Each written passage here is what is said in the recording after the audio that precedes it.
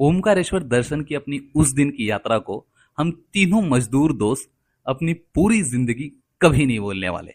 हुआ कुछ यूं कि ये जो पिछला हफ्ता गया, जिसमें 1 मई को लेबर डे और महाराष्ट्र डे था, उसके अलावा सैटरडे संडे था, ये 3 दिन छुट्टी के चलते हमने ओमकारेश्वर और उज्जैन यहाँ जाने का फैसला किया।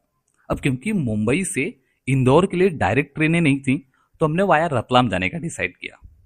अब रतलाम जैसे ही हम सुबह सुबह पहुंचे, नसीब अच्छी थी, रतलाम तक का टिकट हमें अवेलेबल था, मिल गई। लेकिन वहां जाके ट्विस्ट तब आया जब हमें यह पता चला कि भाई यहां से आगे के लिए गाड़ी सेम स्टेशन से नहीं मिलेगी। आगे रतलाम का अलग स्टेशन है जहां से मेमो ट्रेनें और पैसेंजर ट्रेनें चलती, वहां मिलेंगी। अब जाते जाते हमें यह पता चला कि अगले 3 मिनट में इंदौर के लिए गाड़ी निकलेगी और उसके बाद लगभग 45 मिनट्स के बाद ही कोई गाड़ी। तो भागते भागाते हम पहुंच चुके उस ट्रेन में बैठे। थोड़ी देर अपने विंडो सीट की नौटंकी को लेकर हम लड़ते रहे। जब हमें विंडो सीट मिल गई, हम रिलैक्स हो गए कि भैया बस अगले 2 मिनट में अब ट्रेन निकल जाएगी। तभी सडनली अचानक से एक अम्मा आती हैं, जो ये पूछती हैं, बताते मतलब वो उन्होंने पूछा कि बेटा ये ट्रेन कोटा जा रही है। हम फुल कॉन्फिडेंस में अनाउंसमेंट सुन रखे थे कि प्लेटफॉर्म 1 से इंदौर के लिए गाड़ी जाने वाली है। तो हमने बताया कि नहीं, ये ट्रेन तो इंदौर जाने वाली है। लेकिन बातों ही बातों में और पैसेंजर ने कंफर्म किया कि भाई ये ट्रेन कोटा जा रही है।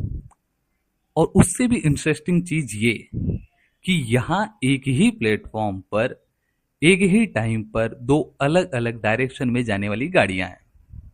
अब ये एक्सपीरियंस हमारे लिए पहली बार था, क्योंकि अब तक इससे पहले हमने ऐसी सिचुएशन कभी फेस ही नहीं की थी। अब हम अगले 1 मिनट पे लगभग 15 कोचेस भाई विद सामान जो भागे हैं, जो तीनों हम भागे हैं। हम पूरी ट्रिप के बाद आज तक इस बात से थ्रिल कर रहे हैं कि भाई क्या था वो। अगर वो अम्मा टाइम पे नहीं आती, वो नहीं पूछती, तो हम लगभग कम से कम 1-2 स्टेशन तो चले जाते कोटा की डायरेक्शन में, जो कि हमारी डायरेक्शन से एकदम अपोजिट थी।